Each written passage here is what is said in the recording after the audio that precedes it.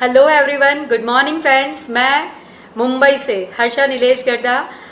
Vestige मेरी life का हिस्सा कैसे बना, ये किस्सा सुनाने आज जिस प्लेटफॉर्म ने मुझे ये मौका दिया है, मिलेनियर वर्ल्डवाइड के फाउंडर, कंपनी के एम्बेसडर दीपल जी और नीलेश जी, मेरे great upline, thank you so much. करीबन वेस्टीज मेरे सामने आया था 9 साल पहले। उस वक्त हम लोग किडनी स्टोन को फेस कर रहे थे।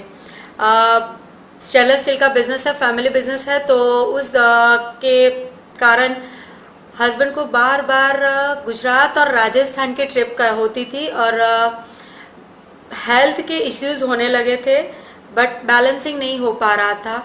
उसके बीच में छोटे मोटे इश्यू तो सॉल्व हो जाते थे, लेकिन जब किडनी स्टोन का प्रॉब्लम आया था, घरेलू कुदरती उपचार बहुत सारे किए थे, पर कुछ ऐसी चीज़ें होती है कि रेगुलर लेनी ज़रूरी होती है।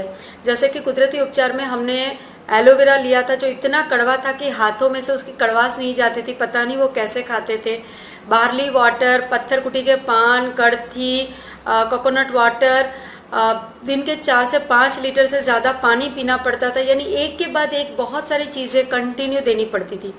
पर जब ट्रिप पर होते थे तो कुछ नहीं हो पाता था, तो वहाँ पर हम लोग अटक जाते थे कि इसको कैसे करें, और इसके कारण कंटिन्यूटी ना होने के कारण उनको फेस करना पड़ा एक ऑपरेशन।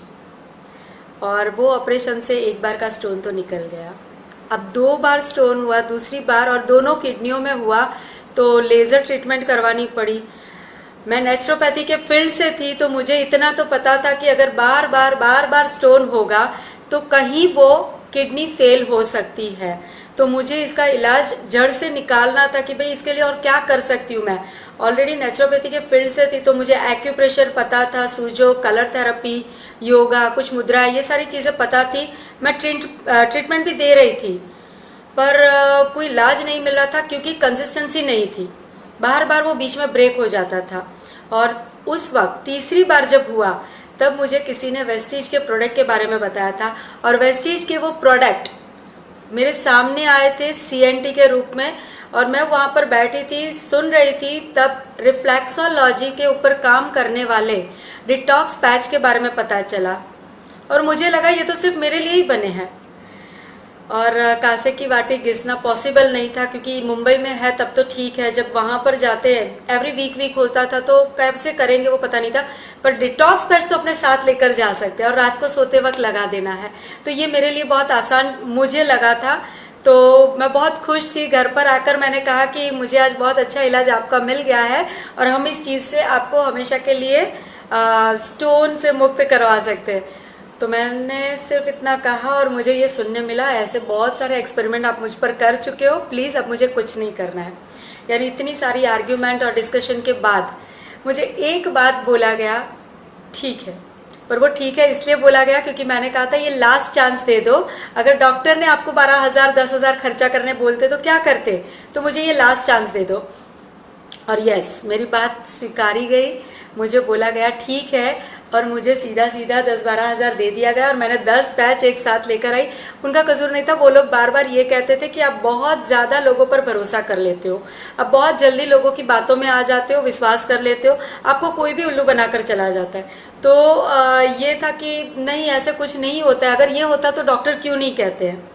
सो उनको ये लगा था कि नहीं, मैं शायद ये इनसे भी ठीक नहीं होगा, पर ठीक है इतनी जिद कर रहे हो तो ले लेते एक बार, ये सोचकर उन्होंने ले लिया था। और मुझे ये नहीं पता था कि मैं इसमें कैसा करूँगी, क्या करूँगी, पर इतना ज़रूर पता था कि शायद इससे मैं उनकी हेल्थ अच्छी दे पाऊँगी। मैंने शुरुआत की, और करीबन 7-8 महीनों के बाद एक्सरे और सोनोग्राफी का रिपोर्ट आया, जिसमें किडनी के अंदर के रिपोर्ट बहुत बेस्ट थे, स्टोन गायब हो चुका था। तो मुझे लगा चलो एक बेस्ट कार्य मेरे इससे हुआ है, जो भी मैंने जिद की, ठीक है चलो अच्छा हुआ। पर अब मुझे ऐसे लगा यार मैंने कुछ नहीं किया, मुझे किसी ने बताया था, CNT में बैठी थी, मुझे अच्छे लगे वो प्रोडक्ट मैं लेकर घर पर आ गई थी, और मैंने इलाज शुरू कर दिया था। तो ऐसे कितने लोगों को मैं हेल्प कर पाऊंगी। तो मुझे एक बहुत अच्छा जो मेरे अंदर बीज पड़ा हुआ था, मेरे पापा की लाइफ मैंने देखी थी कि जितने लोगों ने कभी भी उनसे कुछ कहा, मांगा, तो उन्होंने दिया, यानी अपनी ज़िंदगी में जो भी कमाया वो लोगों को उन्होंने बांटा है, और वो सुकून, वो खुशी मैंने उनके पास देखी थी। तो मुझे लगा कि शायद वो चीज़ मैं कर पाऊँगी। तो वो प्लांट बनना शुरू हो गया था जो बीज पड़ा था उसका, और मुझे लगा था कि मैं ऐसे ही बिना खर्चा किए, बिना किसी को कोई नुकसान किए मैं ये हेल्प करने का कार्य कर सकती हूँ। बस ये देर से मैंने 7-8 महीनों के बाद एक परमिशन मांगी कि मुझे ये करना है, तो प्लीज़ 2-3 घंटा मेरे पास वक्त है तो मैं लोगों को वहाँ पर बैठा सकती हूँ, मैं भी अपना नॉलेज बढ़ा सकती हूँ। मुझे बोला गया कि आपने एक्यूप्रेशर सीखा है, योगा सीखा है, आपको उसकी एकेडमी खोलनी है, हम खोल देते हैं। आपको फैशन डिज़ाइनिंग करना है तो वो पता है, तो वो आपको बुटीक खोलना है खोल देते हैं, पार्लर खोलना है खोल देते हैं। बिकॉज ऑफ बिजनेस फैमिली से बिलोंग करते थे तो बोले इन सारी चीज़ों में नहीं पढ़ना है। मुझे तो ठीक हो गया, अगर किसी और को देते हुए उसे कुछ हो गया या कोई मर गया तो क्या करोगे? इससे अच्छा है आप ठीक से और कुछ करो। पर मैंने कहा मुझे तो वो लोग को बिठाना है, वो खुद सुनेंगे, वो खुद लेंगे, और कोई मरेगा क्यों? तो मुझे बिजनेस नहीं करना है, क्योंकि बिजनेस में लाइफ मैंने देखी हुई है, इतना स्ट्रेस और भागम भागी मुझे नहीं करनी है। मुझे सिर्फ रिलैक्सेशन चाहिए, और आप कमा रहे हो बहुत अच्छा, तो मुझे लोगों को हेल्प करने के लिए जो समय बच रहा है वो करना है। बहुत डिस्कशन के बाद, आर्ग्यूमेंट्स के बाद मुझे कुछ शर्तों के साथ परमिशन मिल गई। यानी 7-8 महीनों के बाद मुझे परमिशन मिली थी, तो मुझे लगा कि यस आई एम समथिंग, मैं कुछ करने के लिए रेडी हूँ।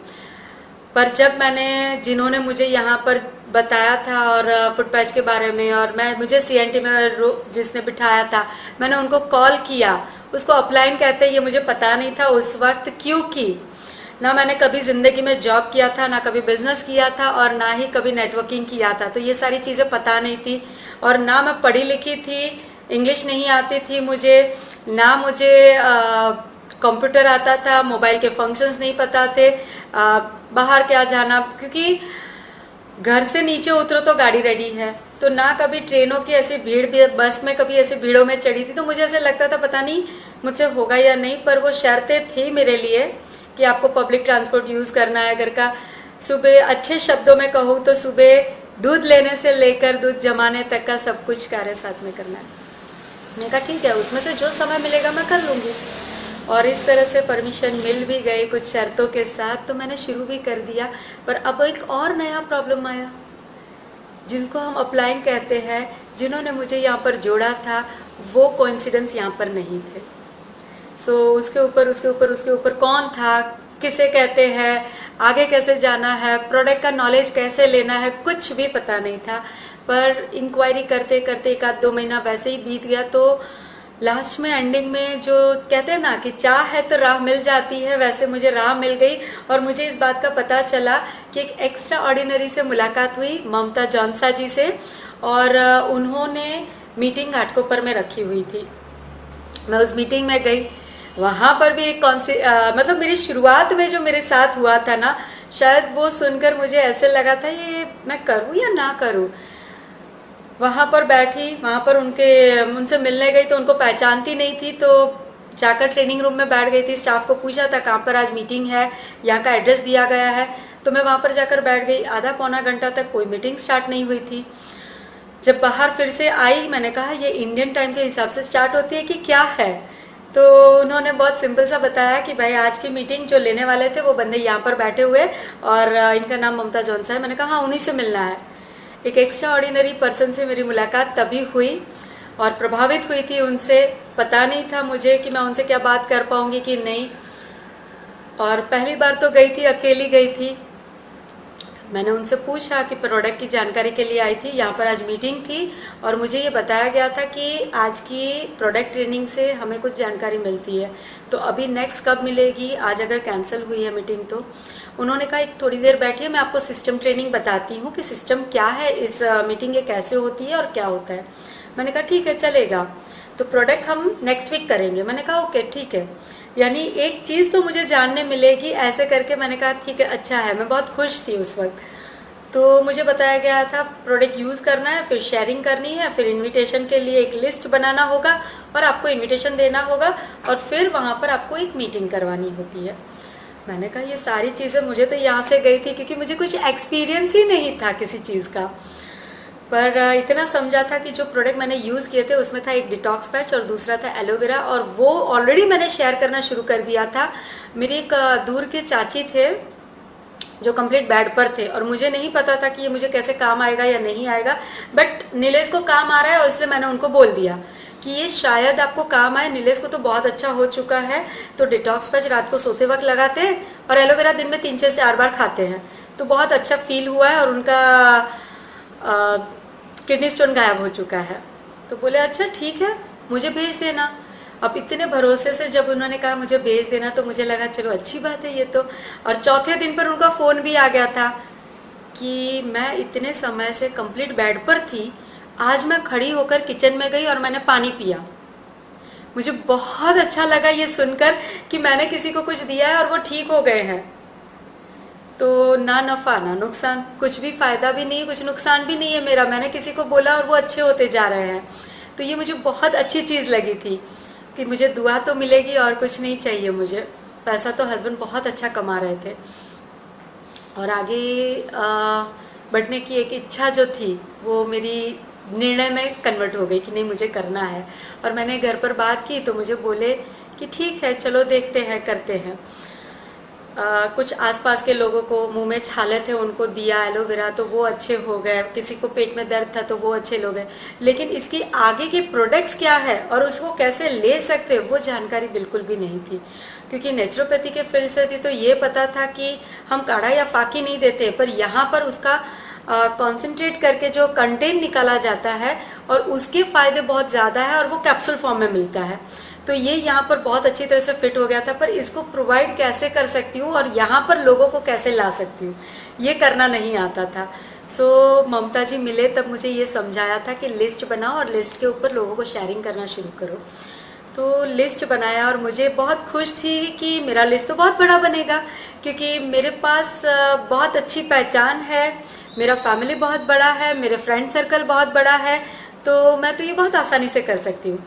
पर जब उस पर काम किया तो पता चला कौन अपना और कौन बेगाना, क्योंकि जैसे ही मैंने लिस्ट बनाया तो पहचान अच्छी थी, 1000 रुपये की बात थी। लोगों ने मेरे साथ बहुत फास्ट साइन अप कर लिया। वो साइन अप कर लिया, मैं बहुत जल्दी स्टार डायरेक्टर बन गई, यानी कि ग्रोथ बहुत फास्ट हो गया मेरा, इनकम का ग्रोथ भी फास्ट हो गया। पर मुझे नहीं पता था कि मुझे इनकम क्यों आ रही है। हाँ, बस इतना पता था कि मैं कुछ लोगों को हेल्प कर रही हूँ, यानी डिफ़ॉल्ट में वेस्टीज मुझे पैसा भेज रहा था। ये समझते हुए और करते हुए कुछ समय बीता था, लेकिन एक बात पता चल गई थी मुझे, और वो ये था कि कुछ लोग मेरे मुंह पर और कुछ लोग मेरे पीठ पीछे ये बात कर रहे थे कि आजकल इसे काम करने की क्या ज़रूरत पड़ गई है, क्या हस्बैंड कमाते नहीं हैं, क्या बिजनेस लॉस में जा रहा है, क्या आपको काम करने की ज़रूरत पड़ी है, पैसों के पीछे क्यों भाग रहे हो, संतोष नहीं है, शांति से रोटी खानी नहीं आती है, ऐसा क्या नोट छापना। यानी मुझे ऐसे लगा कि कहीं मैं गलत डिसीजन पर हूँ।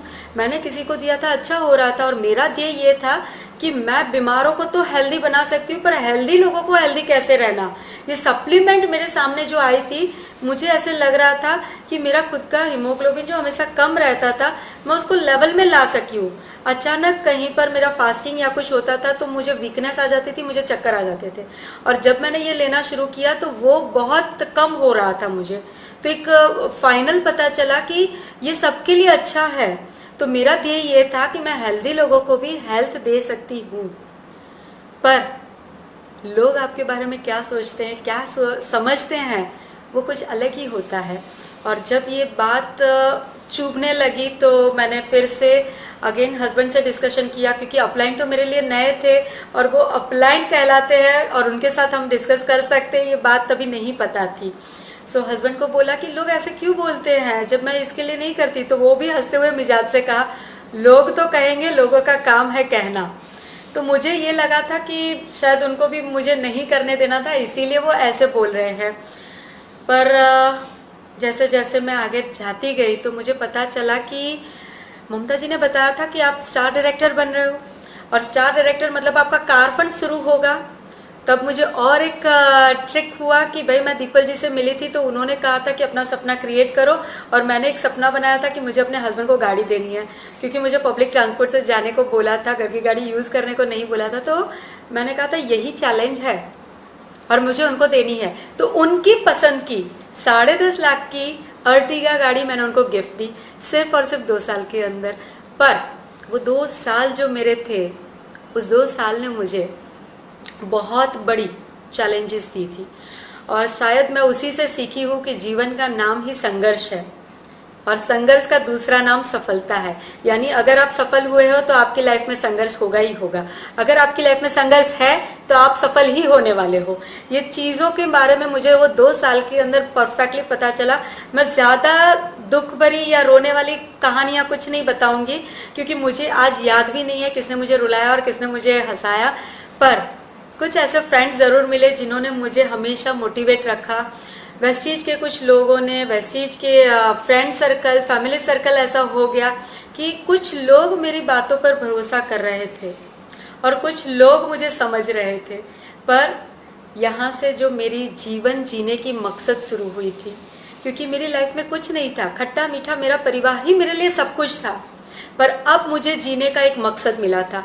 जिन लोगों को मैंने जोड़ा था उन लोगों के साथ कुछ ट्रेंड्स, जो नए लोग थे, स्ट्रेंजर्स जिसे हम कहते हैं, हमारी पहचान नहीं होती है उनसे, पर हम धीरे धीरे उनसे पहचान बनाने लगते हैं। वैसे कुछ लोगों ने मुझ पर भरोसा किया और वो भरोसे के कारण मैं कुछ कॉन्फिडेंस के साथ आगे बढ़ने लगी थी।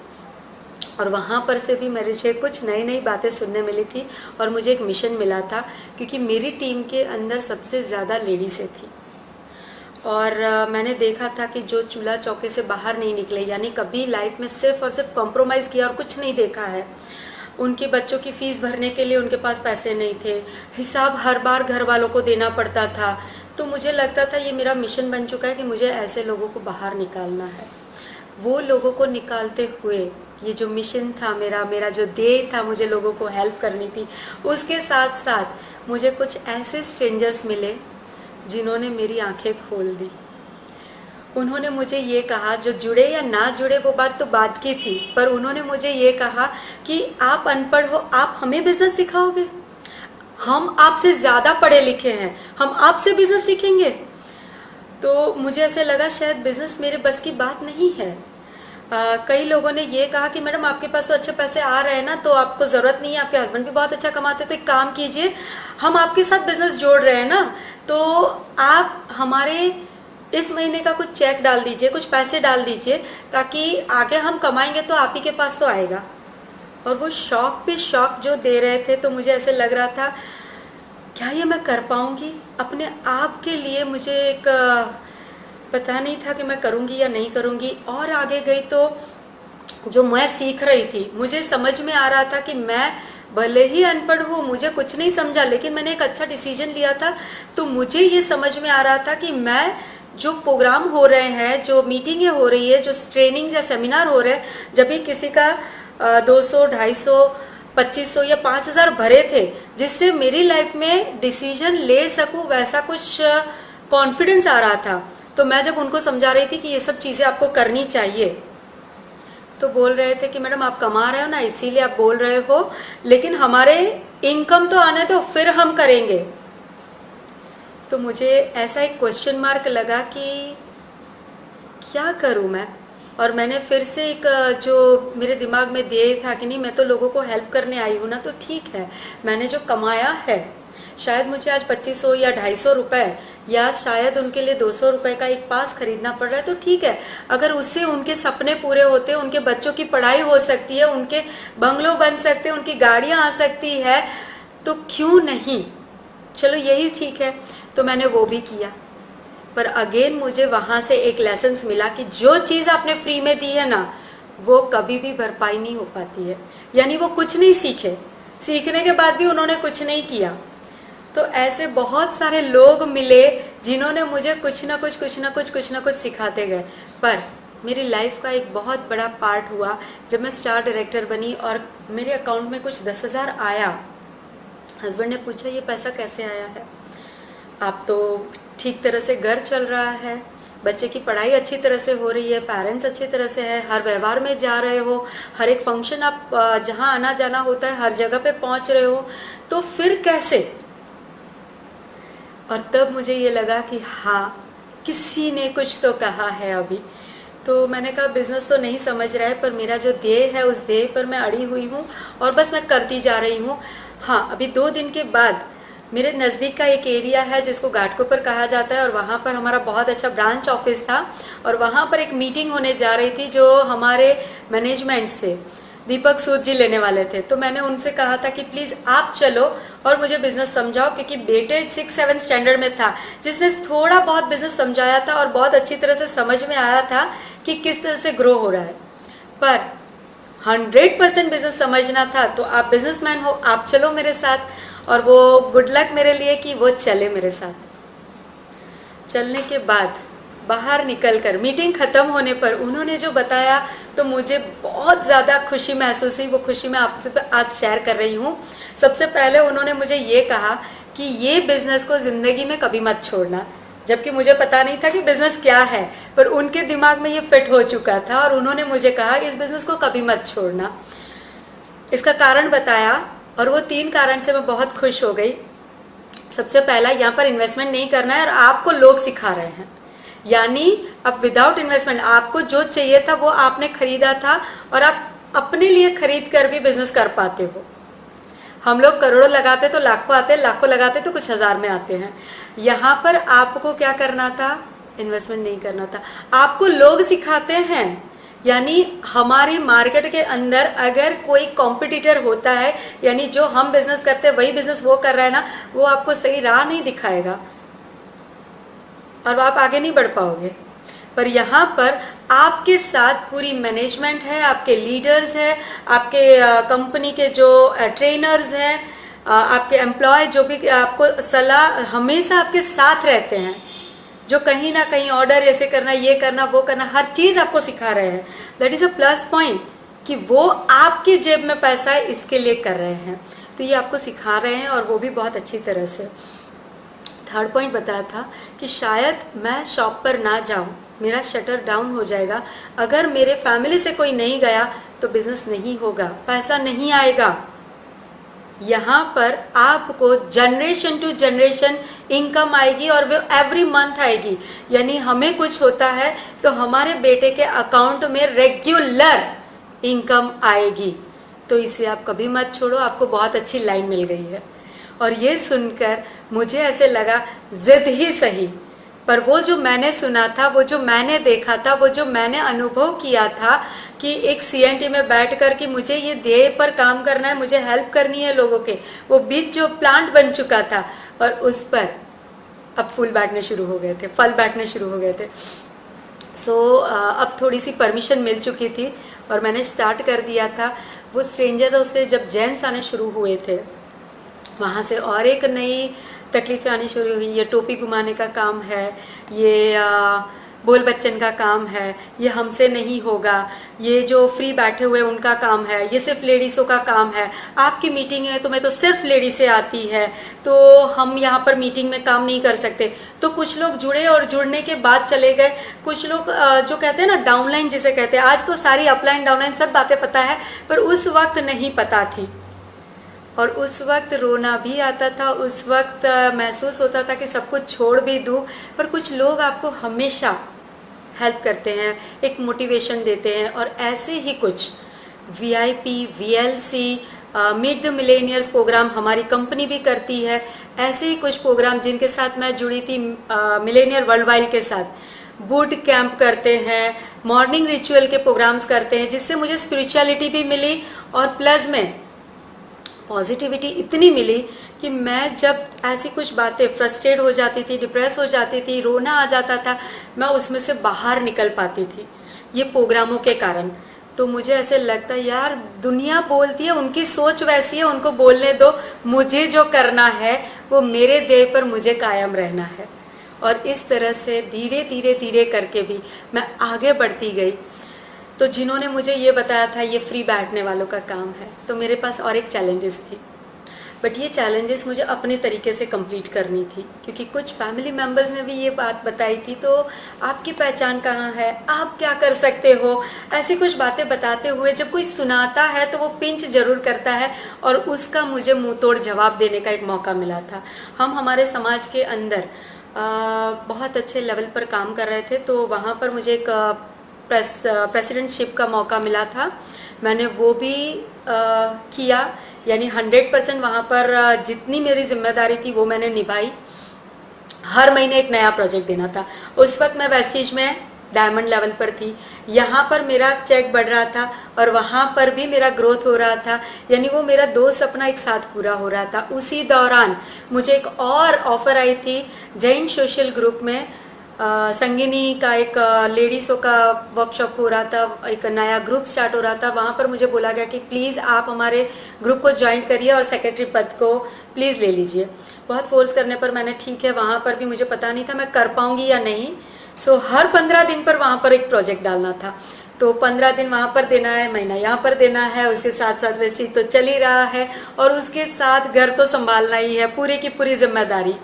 पर गॉड मेरे साथ थे, और जो आपके सामने आता है उस चैलेंज को अगर आपने एक्सेप्ट किया है तो मेरा पक्का मानना हो गया था कि जीवन सफलता की राह पर तब चल सकता है जब आप कोई निर्णय लेते हो। और मैंने जो निर्णय लिए थे एक के बाद एक, शायद ऊपर वाला मुझे देता गया था वो बुद्धि और मैं लेती गई थी। और मुझे अच्छे अच्छे लोग भी मिले थे, अगर बुरे लोग मिल रहे थे तो अच्छे भी लोग मिल रहे थे। जो ना बोलने वाले थे तो मुझ पर भरोसा करने वाले लोग भी मिल रहे थे। तो मुझे एक अच्छी फीलिंग के साथ साथ मैं आगे बढ़ रही थी। तो मेरा और एक सपना उसके साथ कंप्लीट हो रहा था, और वो सपना था, मैं बचपन में बहुत ज़्यादा ड्रामा वगैरह में पार्टिसिपेट किया करती थी, और एक मौका मिला मुझे। तो मैंने अगेन चाहा, पर पता नहीं था मैं करूँगी पर कर पाऊँगी या नहीं। और वो ड्रामा नेशनल लेवल पर गया, नेशनल अवार्ड लिया। उसके साथ साथ जन जागृति अभियान चला रही थी, स्ट्रीट प्ले लिखे, बहुत अच्छी तरह से स्ट्रीट प्ले भी किए, समाज को जागृति दी कि भाई प्लास्टिक हमारे लिए कितना नुकसान कर रहा है, पर्यावरण को नुकसान कर रहा है। और शायद नेचर से बहुत ज़्यादा प्यार है मुझे, इसीलिए मैंने वेस्टीज को भी अपनाया है, क्योंकि वेस्टीज में सारी चीज़ें नेचुरल मिल रही है। पर्यावरण के दिन ही भगवान ने मुझे भी पैदा किया है, तो पर्यावरण से लगाव होना बहुत इजी था। ये साथ में करते करते मैंने क्राउन लेवल किया, यानी मेरा लेवल बढ़ा, मेरी इनकम बढ़ी, और यहाँ पर मेरी जिम्मेदारियाँ भी साथ साथ में बढ़ रही थी।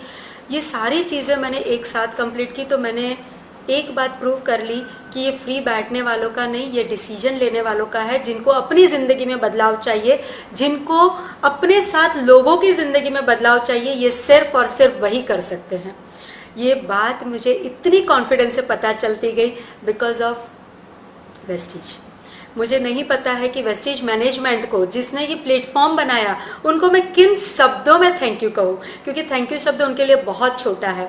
लोग मूवी देखने के लिए जब जाते हैं वो सिर्फ और सिर्फ मनोरंजन लेकर आते हैं, लेकिन वेस्टीज ने एक ऐसा प्लेटफॉर्म बनाया है जहाँ पर हम जैसे आम इंसान बहुत बड़ी हस्ती बन पाते हैं, और उन हस्तियों की हकीकत सुनने के लिए, एक डिसीजन लेने के लिए लोग पैसा देकर सुनने के लिए आते हैं।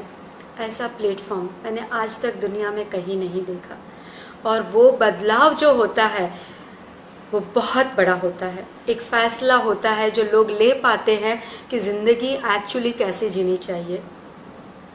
मुझे लाइफ में एक सिंपल गुजराती मीडियम से पढ़ी लिखी, बिजनेस करने जाऊं तो कुछ नहीं हो पाएगा, जॉब करने जाऊं तो शायद कहीं नहीं मिलेगी, पर वेस्टीज ने आज महीने की 6 फिगर इनकम मुझे दे रहा है। मेरे मिशन के साथ, मेरे ध्येय के साथ मेरी हॉबीज पूरी कर रहा है, मल्टीपल टैलेंटेड बना रहा है। यानी ये सब चीज़ों के साथ साथ एक डॉक्टर की तरह एडवाइस दे सकते हो आप वेस्टीज को, अगर सारे प्रोडक्ट समझ सकते हो तो। एक ब्यूटिशियन की तरह आप लोगों को सुंदरता प्रदान कर सकते हो, अगर आप एश्योर के कॉस्मेटिक के सारे प्रोडक्ट जान सकते हो तो।